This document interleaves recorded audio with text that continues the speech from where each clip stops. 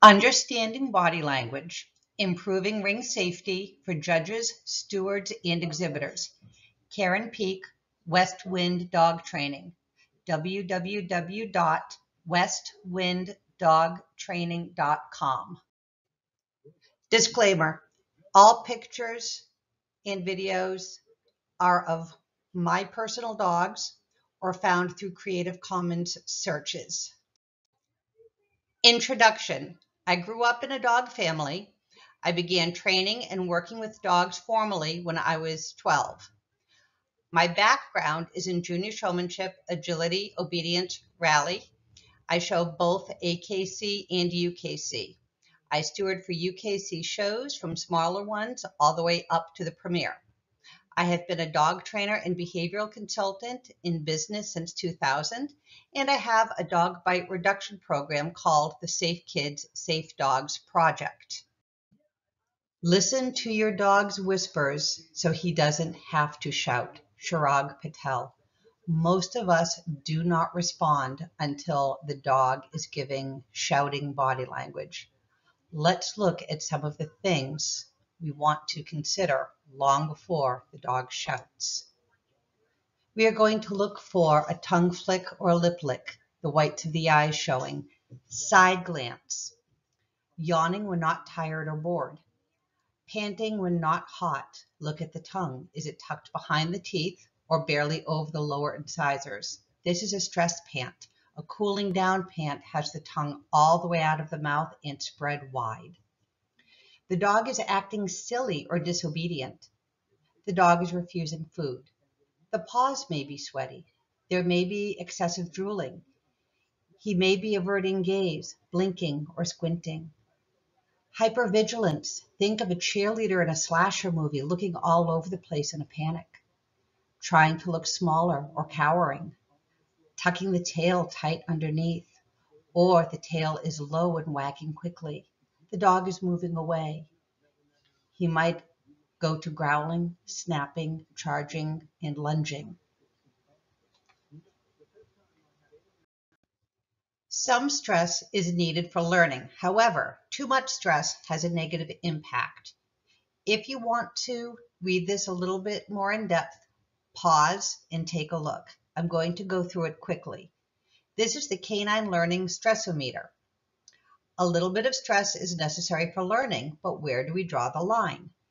If you look in the green section, this is eustress, often called good stress. This is moderate or normal psychological stress interpreted as being beneficial for the experiencer. As we move across, we start noticing our greens become a little bit more yellow. As we are engaged in learning, we have increased arousal, growing frustration. Then we start getting into orange and reds. This is distress. This is extreme anxiety, sorrow, or pain. Learning is not going to happen at this point. Now we're going to go through the colors a little bit more in depth. Number 1, ready when you are. Normal, non-exciting stuff is in the environment. The dog is awake, paying attention, and waiting, but not actively aroused by anything. In other words, just chilling. 2, let's work. The dog is directly interacting, but relaxed. Ears and tail are neutral to slightly engaged. Lips are soft. Overall, dog is loose, but alert. Number 3, we're working. I like it. Often called working mode. This is increased arousal. Ears are a bit more forward and focused. Tail is a bit higher. Body may be a little stiffer as the dog is processing information. The dog's demeanor is focused and interested in their preferred payment. This should be food, toy, a game, praise, whatever. May not enjoy being petted or cuddled right now. You notice we're starting to get a little bit more yellow into the green. Number 4, now we're yellow. I'm getting frustrated. Ears may be pushed back slightly, body may be somewhat stiff. Mild distress signals start to appear, including lip licking, look away glances, full body shake-offs, stretching and paw raises, The dog may start refusing to do known behaviors that have been cued, offering other known cues in place of the ones requested, and taking treats with more force. 5. Now we're into orange. I need a break. Increased frequency of stress signals, prolonged lookaways, scratching, yawning, squinting, panting, sniffing, turning away from handler, and getting distracted. May take treats with more force or refuse to work for the treat value they worked for previously. Oftentimes, dogs in zones 4 and 5, I see being punished and labeled as obstinate, stubborn, and other things. In reality, the dog is stressing. Number 6, now we are almost in red. We should have already paused.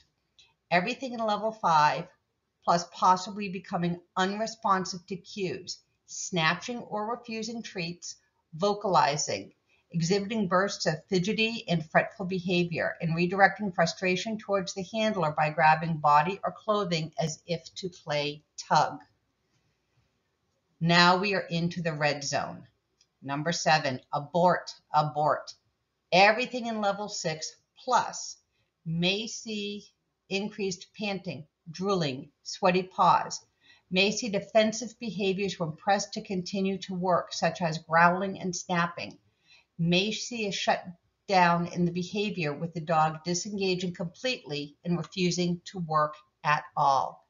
How many dogs in zones 5, 6, and 7 do we see in the ring on a regular basis? Before we talk about this slide, I want to tell you this dog is much better in the ring now. She thoroughly enjoys being shown. She was just going through a rough patch when she was younger. She got a lot of careful work and is a completely different dog. In fact, you'll see a picture of her later on. But what body language are you observing in this dog? Very quickly, because we have to remember, judges only have a couple of seconds to quickly look at the dog before they start their exam. What are her ears doing? They are pinned back. We have a lip lick. She is hunching over. Her entire body is stiff. Take a look here. She is pulling away from the handler. She's not engaged with the handler. She just simply wants this to be over. Now let's compare this dog to the previous dog. What do you see? Her mouth is open, her face is more relaxed, her ears are pricking up, she's engaged with the handler, her tail is up, she's in working mode, but she's very happy. Same here. She is focused on the handler, but she is not laser focused. She is just doing her job. She is enjoying what she should be doing. Understanding body language is crucial for judges and handlers to keep everyone safer and help the dog feel safer. Now here's the problem. Judges have a short time to interact with the dog.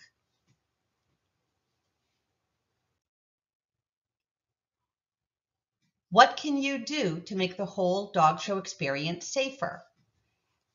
First, learn to identify low-level stress signals and how to act accordingly. Punishing a stressed dog will make things worse down the road. Even if the outward observable behaviors stop, the emotion is still there.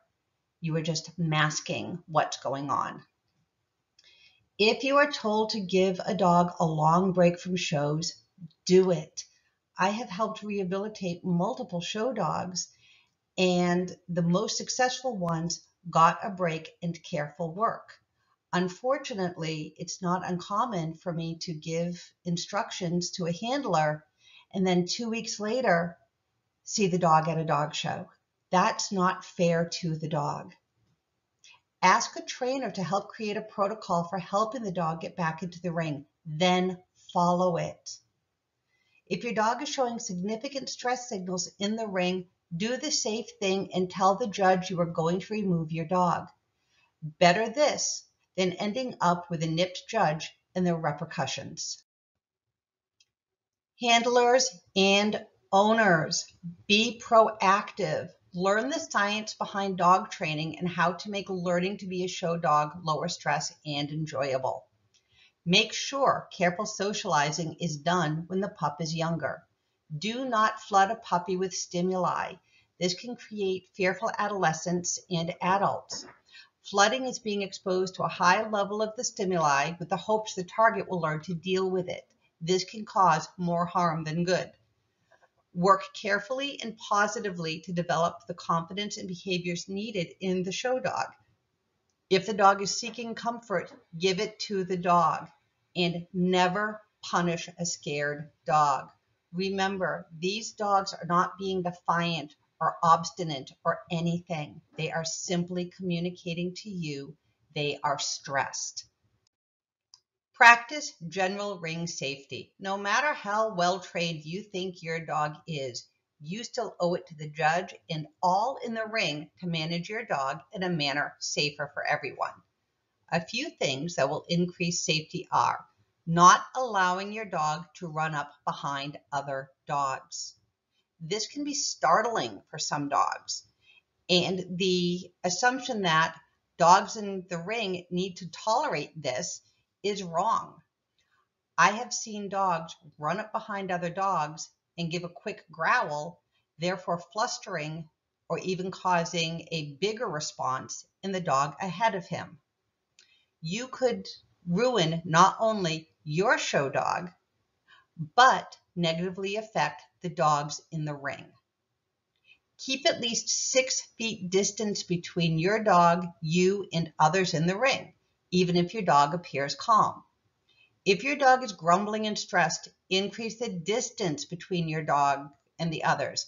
If someone asks you to give them space, be respectful and give them that space.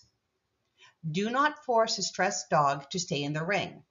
It is better to remove the dog than potentially do damage to the dog's emotional ability to be in the ring, or putting the dog in a position to feel a lunge and a possible bite are the only recourse the dog has.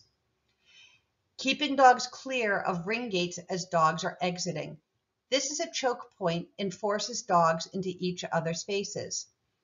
As a steward, I cannot count how many times in a single show weekend I have to ask people to clear the ring gate so dogs can come out and other dogs can go in.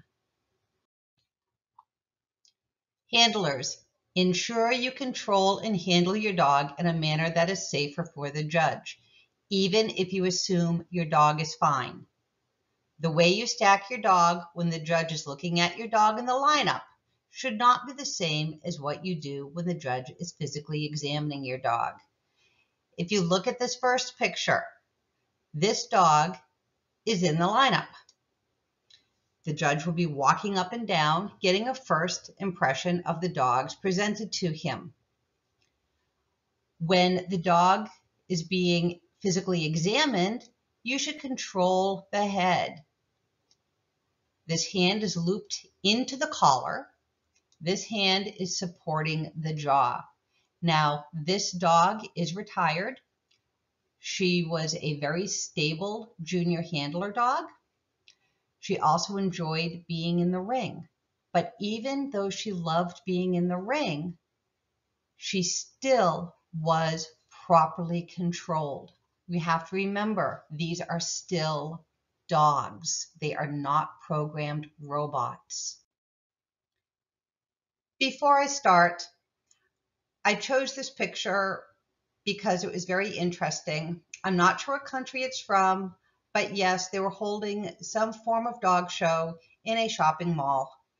I thought this was pretty interesting as it's something I've never seen done in the United States. So moving on. Judges, I am now talking to you. What can you do to increase ring safety? Make sure exhibitors are not crowding each other. As you look up and down the line and as the handlers finish their go around, if you see someone crowding someone else, please take a half a second and ask them to back up. Do not abruptly approach dogs from the front or the back. We have all seen the judge that as soon as they go to examine the dog, they take their first quick look and then they barge into the dog's face. This can be threatening to some dogs. Give that dog a moment to take a breath and look at you. Ask the handler to show the bite last after the rest of the exam. Do not ask for bait to hold out to the dog. If the desire for food briefly overrides that fear, the dog is at an increased bite risk. So, the dog is trying to back away. You ask for a handful of food to see if you can get the dog to come towards you. The dog wants that food so much that it is overriding her fear at that moment. When she takes the food, her brain may shift and all of a sudden it is stranger danger. What is her recourse? She might nip. Discipline of a stressed dog in the ring increases the dog's stress even if it stops the outward behaviors momentarily. Instead, ask the handlers to give the dog a break.